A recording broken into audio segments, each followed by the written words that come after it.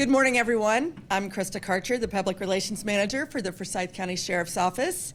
Today we'll be sharing some new information that has developed in a case that we have had under investigation since 2019. We will have a couple of speakers, and then we will open the floor for questions after they are finished. So now I would like to introduce Major Lane Kuntz.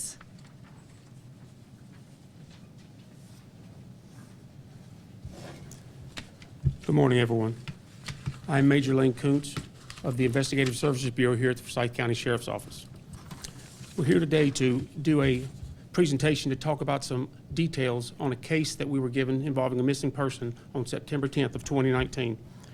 This update would not have been possible without the collaboration of our Investigative Services Division with the following groups: the North Carolina State University Forensic Anthropology Team, the National Missing and Unidentified Persons System, and the DNA Doe Project located out of Texas. Founded in 2017, the DNA Doe Project is a nonprofit organization committed to identifying John and Jane Does through genetic genealogy research to help bring justice to the families of these unidentified missing persons. To date, they have helped resolve over 150 cases of this type, and it should be noted that their services are provided to law enforcement on a pro bono basis. At this time, I'm going to call Sergeant Chris King of our Investigative Services Division to give further details on the case. I will remind everyone that this is still an open investigation and not all details can be shared at this time. Thank you.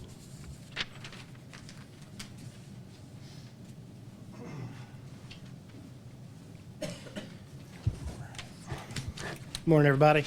I'm Sergeant Chris King with Forsyth County Sheriff's Office, our Investigative Services Division.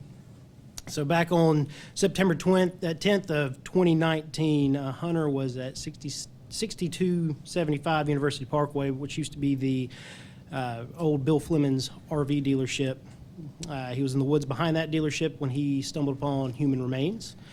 He contacted Forsyth County Sheriff's Office. We responded out.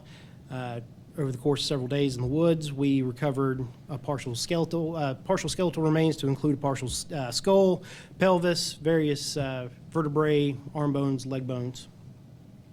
Early on in the investigation, the North Carolina State University Forensic Anthropology Team was called in to assist in the investigation. They were able to determine that the bones had been in the weather for approximately 4 to 7 months prior to their discovery. They were also able to tell us that they belonged to a female, aged approximately between 33 and 46 years of age, and was about 5 feet tall. Due to the conditions of those remains, we weren't able to determine a cause of death, and no DNA samples could be collected at that time. Investigators worked with agencies across the state and surrounding states to develop leads and to work those leads. Unfortunately, none of those panned out. In December of 2022, we partnered with the DNA Doe Project for assistance with this particular investigation. In early 2023, DNA Doe Project began working to gather DNA from those remains, which was successfully completed mid-2024. After working on countless leads from the beginning of that investigation, in March of 2025, we were able to identify an individual that turned out to be a close relative of our victim. Through that individual, we were able to determine direct family members of our victim who then provided their DNA and confirmed that the remains did belong to a female named Maria del Socorro Medina Trejo. She was 42 years old, or believed to be 42 years old at the time of her death. Maria was a resident of Winston-Salem at the time of her death or disappearance. The circumstances surrounding Maria's death and how she ended up where she was discovered are still actively being investigated. At this particular point in time, we would ask anybody that has any information regarding Maria's death or disappearance to come forward to the Sheriff's Office to assist in this investigation. Do we have anybody with any questions? Does the victim have any family in the area still? I can't speculate on that right now. You know what she did for a living? Or did she have any children? She does have children, and she held various jobs. Nothing solid. Have y'all determined a cause of death? As I stated previously, we haven't been able to do that. Has there been any indication from families of what could have led to this if they had known she was missing for that time? Unfortunately, the circumstances surrounding that particular information I cannot share. So was she reported missing before? Like, I mean, it says that she had been in that spot for 4 to 7 months. Was she reported missing during that time? No. Are y'all proceeding this as a criminal homicide case? We always, any death investigation that the sheriff's office investigates, we handle as a homicide until we can prove otherwise. Can you just reiterate what that date was that the hunter discovered the remains? September 10th of 2019. You said she has children. Are you able to share how old they were at the time of her death? They've asked not to be involved. Can you tell us how many children she has? No, sir. Can you explain why, it takes several years and collaboration to make this kind of discovery? As a matter of fact, I can go into a little bit of detail with that. I would, if you need any more detail outside of what I'm about to tell you, I'd suggest reaching out to the DNA Doe Project. They're very open with what they can and can't do. But due to the fact that we weren't able to get any DNA from the remains ourselves, through traditional means, the DNA Doe Project, they have labs that they work with that are able to use alternative methods to get that DNA, and that takes a long time. We started work with them in December of 22, and like I said, it was mid 2023 before they got a workable sample, and then they have to perform their genealogic investigative process, like research, and working with the other databases and stuff that they take part in to piece together family and any leads that might develop. Then they share that with us, and we work those leads until we hit a dead end with them, or we get another lead, takes us down farther to solving a case. Are you able to share her relationship status at the time? Was she married, single, divorced? At the time, I believe she was single. So what are the next steps?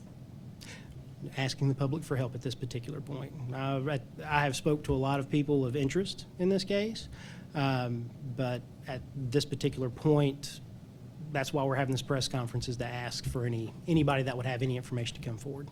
Do you believe the people or person that was involved could still be in the area? I can't really speculate on that right now. Sergeant, just to be clear, are there any suspects you have in this case? I know you said persons of interest. Do you have any hard suspects? Can't share that right now.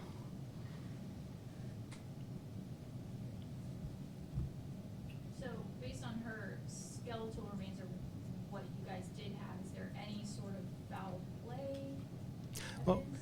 like I'd said just a little bit before, we look at every death investigation as a homicide until we can prove otherwise. So as of right now, we can't disprove that this is a homicide, so we're working it as if it is one. And where those remains were found, does that make sense to where her residence was? Was it near? Can't speculate on that particular detail at this time. You said it was off University Parkway. Can you give us a block? Oh, because that dealership is no longer there, right? Right. Well, there is a dealership there. It's just not Bill Fleming's anymore, and it was in the wood line behind the dealership. What's the number and address? I believe it's 60, I may have misspoke a little bit earlier, 6725 University Parkway. And you had said that her body was badly decomposed at that time. Was there anything else found at the scene? Was there identity? Well, obviously not identity, but was Right. there, anything else at the scene, or was it just the skeletal remains? It was mostly just the remains. Was there clothing? When it comes to what other evidence was found with the remains, I can't release that information right now. You mentioned that several pieces of her body were found. Were there any signs that they were dismembered or separated from one another? Can't really determine that. At this time, we'll finish the questions. Thank you all for coming today. If you have any other questions, any other follow-up information, we will be sending out a summary press release of this press conference. And then, as always, you can email me or call me with any other questions. Thank you.